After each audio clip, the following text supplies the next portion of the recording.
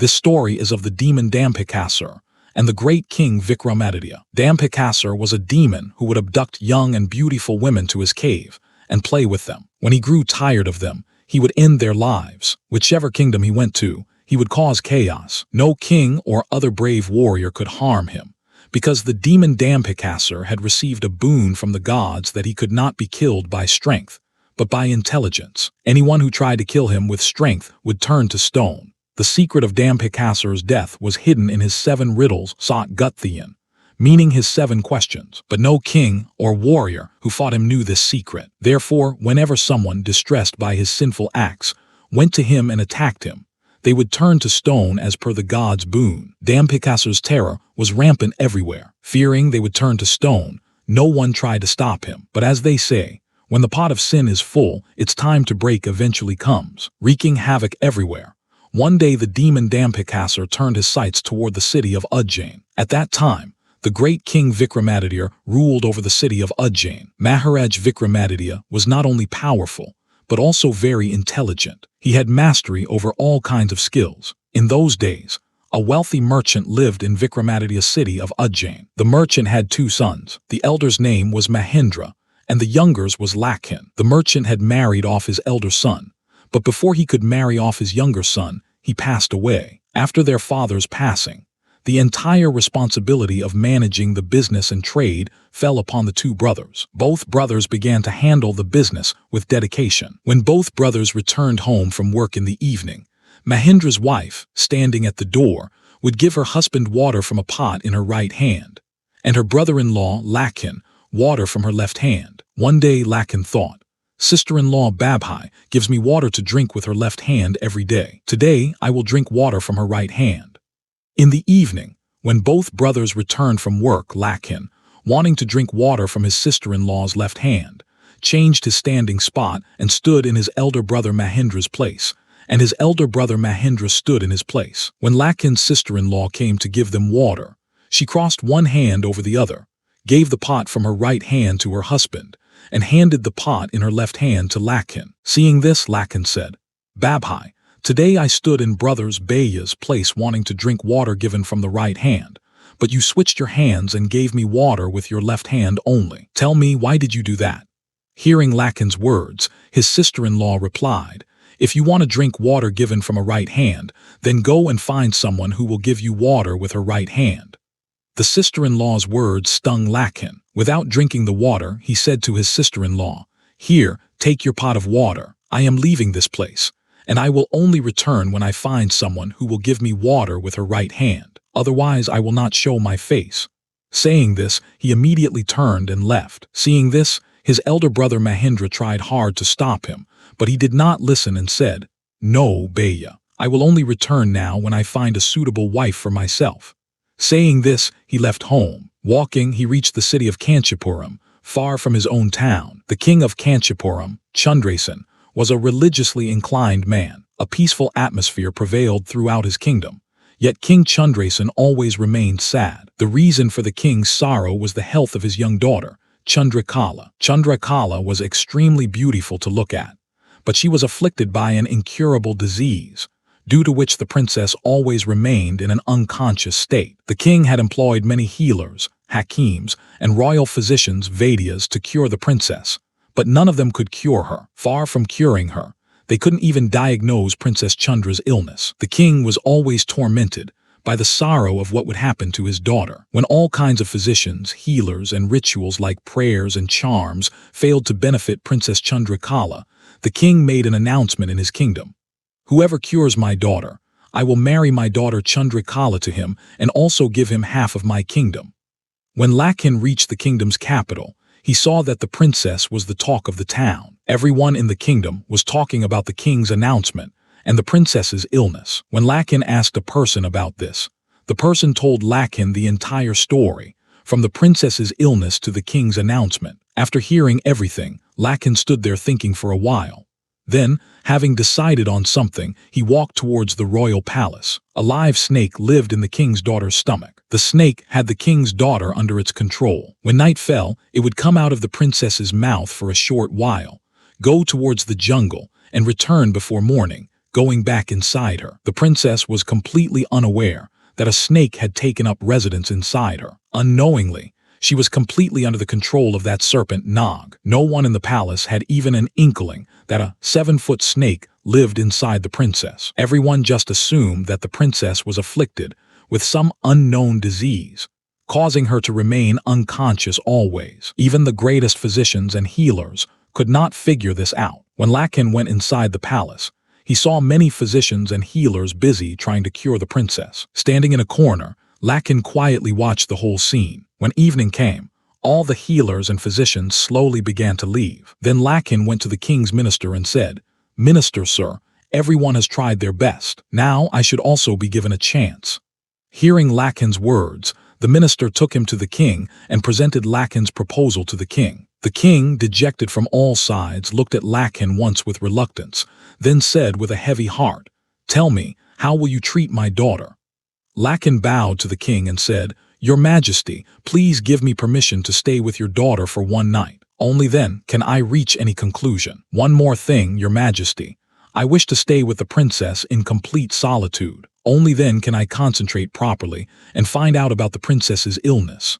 Lakin's confident words sparked a faint ray of hope in the king's mind. He gave Lakin permission to stay with the princess in seclusion at night. Upon receiving the king's permission, Lakin went into the princess's chamber and, sitting at some distance from her, began to watch her in complete silence. As soon as the clock struck 12 at night, the snake emerged from the mouth of the unconscious princess and, passing through the palace grounds, headed towards the jungle. Lakin was stunned to see this. He sat there quietly, without making any movement. When the last watch of the night was about to end, the snake returned and, entering through Princess Chandrakala's mouth, completely disappeared inside her. Holding his breath, Lakin watched the entire episode. Seeing the whole thing, it didn't take him long to understand that this snake was the root cause of all the princess's illness. When morning came, King Chandrasen, with mixed feelings of fear and impatience, walked with long strides to the princess's room with his minister. He impatiently asked Lakin, "Tell me, boy, what conclusion have you reached? Will my daughter get well?" Lakin said, "Your Majesty, I have found out the cause of the princess's illness, and God willing, she will definitely get well. Please give me one more night's time and arrange for a sword and a large bucket filled with soil for me." Hearing Lakin's words, the king felt greatly relieved. He instructed the minister to provide Lakin with all the items he had requested. Now, everyone was just waiting for the night. To free the princess from the snake's clutches, Lakin was eagerly waiting for the night to come. Fully prepared, holding a sharp sword in his hand, Lakin sat at some distance from the princess, his eyes fixed on her. As soon as the palace clock struck the hour of 12 at night, the hissing snake emerged from the princess's mouth. Lakin, who was waiting for it, struck it so fiercely with his sharp sword that the snake immediately split into 2 pieces and fell to the ground. Lakin picked up both pieces of the snake, buried them in the bucket full of sand, and before morning he took the bucket with the dead serpent into the jungle, set it on fire, and returned to the palace. By then it was almost morning. Back at the palace, when Lakin woke up Princess Chandrakala, the princess, who always remained unconscious, immediately sat up. Because the serpent had now been removed from inside her, its effect had also vanished. The princess was astonished upon waking. She felt as if she had been asleep for who knows how many years. When Lakin asked the princess about her health, the astonished princess declared herself perfectly fine. By then, morning had also broken. The king, too, had not slept all night. He was just waiting for the morning. As soon as it was morning, the king eagerly ran to the princess's chamber. When he found his daughter sitting perfectly safe and sound, and talking, his joy knew no bounds. With tears in his eyes, the king immediately hugged his beloved daughter. With a full heart, the king folded his hands and thanked Lakin, and as per his promise, he married Princess Chandrakala to Lakin. When the king wanted to give Lakin half his kingdom, Lakin flatly refused to take the kingdom. Getting such a self-respecting son-in-law, King Chandrasen was overjoyed. He happily gave a lot of wealth and bid farewell to his daughter Chandrakala with Lakin. When Lakin returned to his kingdom, the city of Ujjain, with Princess Chandrakala, his sister-in-law and the entire family gave them a warm welcome. Lakin began to live happily with his newlywed wife, Princess Chandrakala. A few days later, there was a grand celebration in the city of Ujjain, which Princess Chandrakala also attended with her sister-in-law. Just then, the demon Dambhikāsur arrived from the other side of the fair. Seeing such a huge demon, panic spread throughout the celebration. Everyone was running helter-skelter to save their lives. Seeing the demon, Princess Chandrakala was also fleeing the celebration with her sister-in-law when Dambhikāsur's eyes fell on her. The demon king Dambhikāsur was mesmerized upon seeing the princess's beauty and youth. The demon had played with many women in his entire life, but he had never seen such a beautiful woman before. In the blink of an eye, he picked up Chandrakala and took her to his cave outside the kingdom. Princess Chandrakala was in a terrible state, crying incessantly. The poor woman's fate was just rotten. For so many years, she was trapped in the clutches of that serpent. She had been free from the serpent just a few days ago. She thought life would be good now.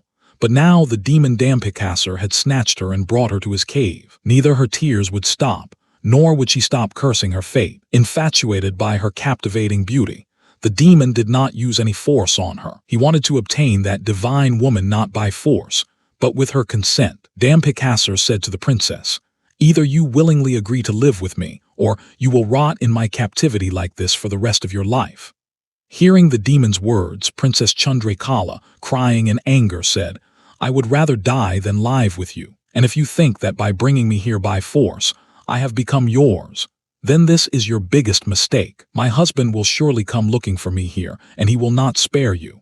Hearing the princess's words, Dambhikāsur laughed a hideous laugh and said, "It seems you have gone mad. I have imprisoned you here behind 7 locks. It is impossible for anyone to reach here, and if by mistake someone does come looking for you, I will crush him like an insect. It's just that your face pleased me.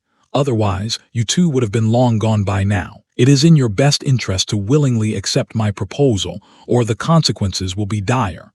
Saying this, Dambhikāsur left. Back at the fair, when Dambhikāsur had abducted the princess, Lakhin's sister-in-law, helpless and forlorn, could only watch. With flowing tears, she went home and told the whole story to Lakhin. Hearing his sister-in-law's words, the ground slipped from under Lakhin's feet. With heavy steps, he immediately set out to find his wife, Chandrakala. For many days he wandered through jungles and cities, hungry and thirsty, searching for his wife. Just then he saw a small hut. The exhausted Lakhin went inside the hut and saw a Sadhu Baba, holy man, inside. Lakhin bowed to him and sat down. Seeing Lakhin's condition, the Sadhu first gave him water and then said, "Son, who are you, and why are you wandering in these jungles?"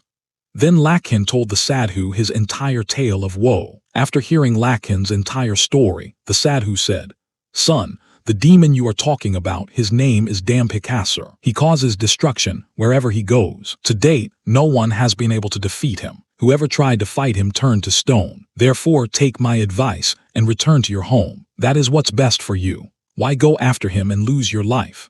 Hearing the Sadhu's words, Lakhin was stunned for a moment. After a short while, with a pounding heart, he got up and clasped the Sadhu's feet. His eyes held a mixture of fear and courage. Remembering his wife, Lakhin said with tears in his eyes, "No, Maharaj, your holiness, I can never do that. My wife is in that demon's clutches, and I can do anything to save her. O Sadhu Baba, you are my last hope. I will not go home even if it costs me my life." Hearing Lakhin's words, the Sadhu took a deep breath and after thinking for a few moments said, "Look, son, I am telling you once again, your chances of survival against that demon are very slim." Lakhin said, "Maharaj, I do not care for my life at all. Please just tell me the way to reach him."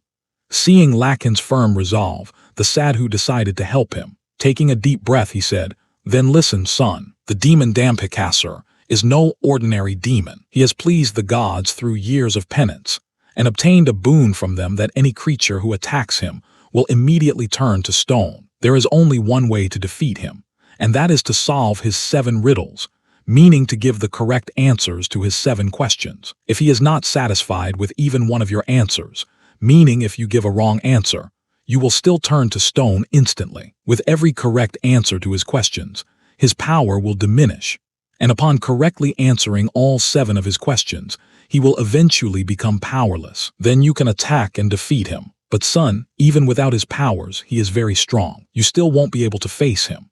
Hearing the Sadhu's words and learning the entire way to defeat the demon Dambhikāsur, a shiver of fear ran through Lakhin's entire body. But then, remembering his wife, he decided to go to the demon Dambhikāsur. Lakhan touched the sadhu's feet and said, "Maharaj, I am ready. Please tell me the way to that demon."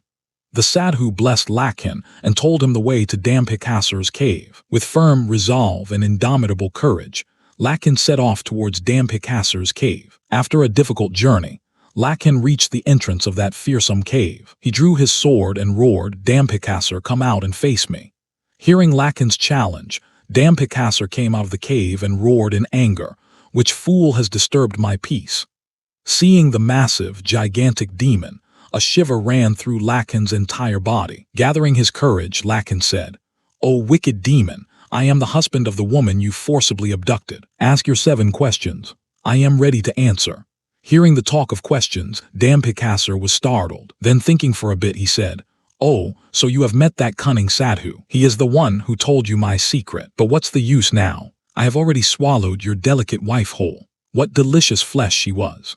The demon Dambhikāsur had barely said this when Lakhan lost his composure and, charging forward, attacked the demon with his sword with all his might. But as soon as his sword touched the demon, due to the god's boon, he too instantly turned to stone. The demon Dambhikāsur deceitfully turns him to stone by telling a lie. As soon as Lakhan turned to stone, the demon Dambhikāsur laughed a loud, devilish laugh. "Look who came to solve my 7 riddles."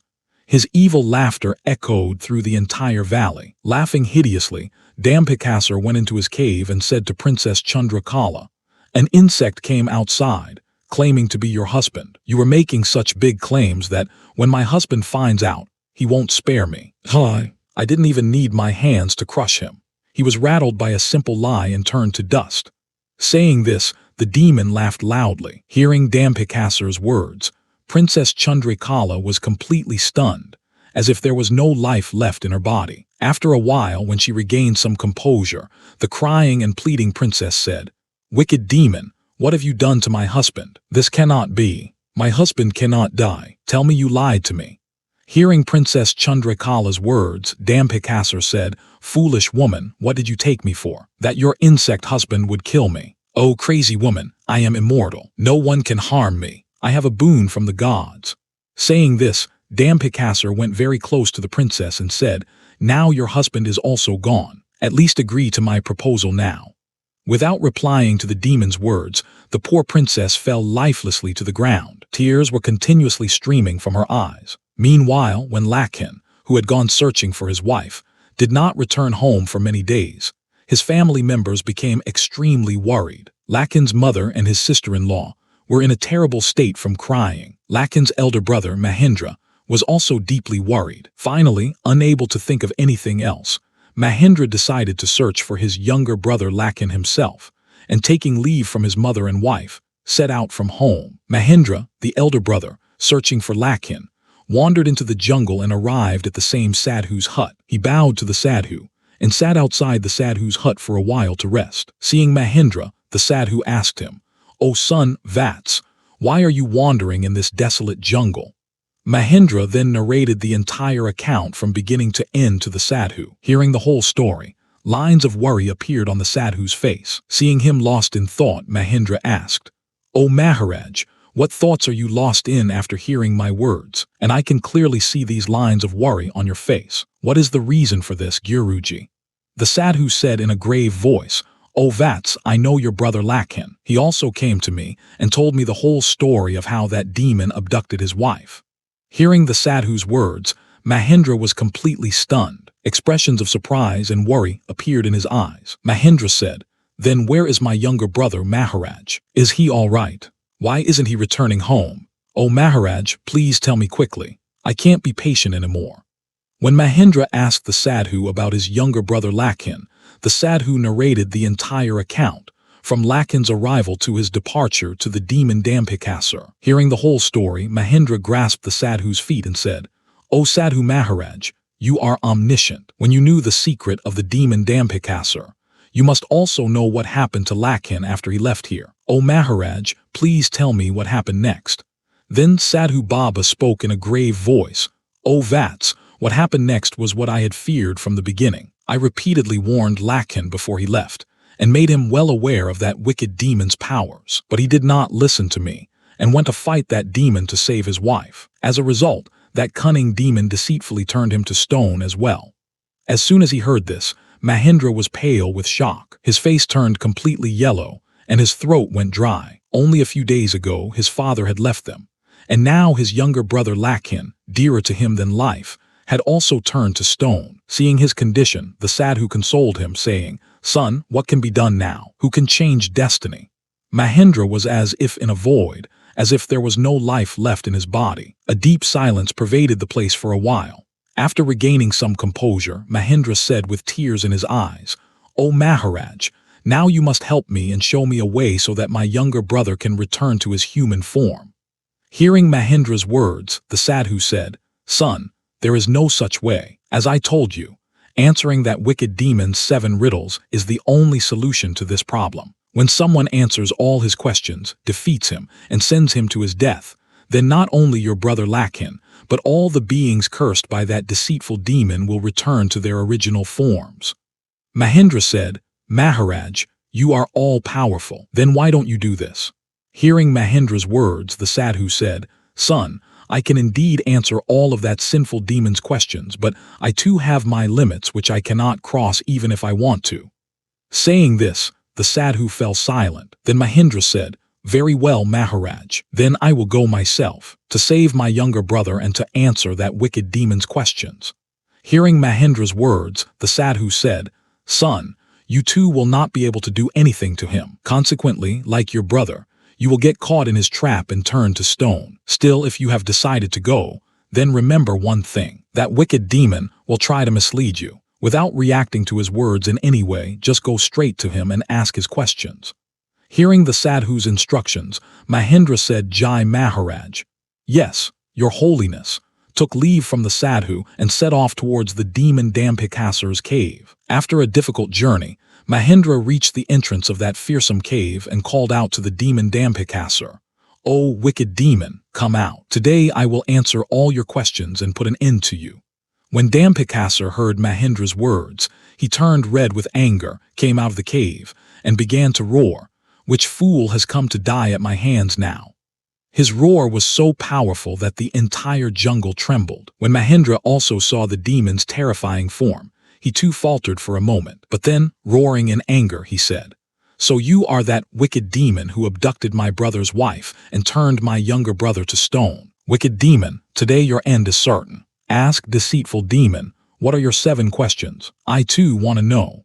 Dambhikāsur laughed a hideous laugh and said, "Oh, so you are the brother of that worthless insect who fell prey to my curse. It seems you too have lost the will to live, which is why you have come here despite knowing everything." Mahendra, grinding his teeth in anger, said, "Hideous demon, do not waste time talking. I am not one to fall for your words. Ask your questions quickly. Otherwise I will send you to the land of the dead, Yamlok, this very instant." Hearing this, Dambhikāsur laughed a hideous laugh, danced, and said, "Listen, fool, I sported greatly with your brother's wife, and when my desire was fulfilled, I devoured her fleshy body raw. What delicious flesh it was. Now it's your turn, but I won't even turn you to stone. I will tear you straight to pieces." These words spoken by the demon Dambhikāsur struck Mahendra's chest like a spear. The words said about his brother's wife set his entire body on fire. Despite knowing everything, Mahendra could not control himself and rushed towards Dambhikāsur to kill him. As soon as he attacked the demon with all his might with his sword, just like his brother, he too turned to stone in an instant. As he turned to stone, Dambhikāsur laughed and said, "It was in both you brothers' destiny to remain as guards of my cave for ages." Muttering this, Dambhikāsur went into his cave and told Princess Chandrakala all this, saying, "Both your protectors have fallen before me. Who are you waiting for now, foolish woman?" Princess Chandrakala's tears had dried up from all the crying. All that remained was anger and fire. With burning eyes, the princess roared in anger, "Wicked demon, why are you so happy? I can clearly see your end. Look into my eyes." Seeing Princess Chandrakala's demeanor and hearing her words, Dambhikāsur became visibly disturbed and left without saying anything. Back at Lakhin and Mahendra's home, there was already mourning due to Lakhin's absence. On top of that, now Mahendra also had not returned, So his wife and mother were in a terrible state. Finally, Mahendra's wife said to her mother-in-law, "Mother-in-law Ma Jai, how long will we keep crying and waiting for them like this?" Hearing her daughter-in-law's words, the old mother said, "What else can we do, daughter, besides this?" Mahendra's wife said, "We will go to our king and tell him all this. He will surely help us." The old mother found her daughter-in-law's words reasonable. Both immediately set off for King Vikramaditya. The next chapter of the story will also come very soon. Stay tuned.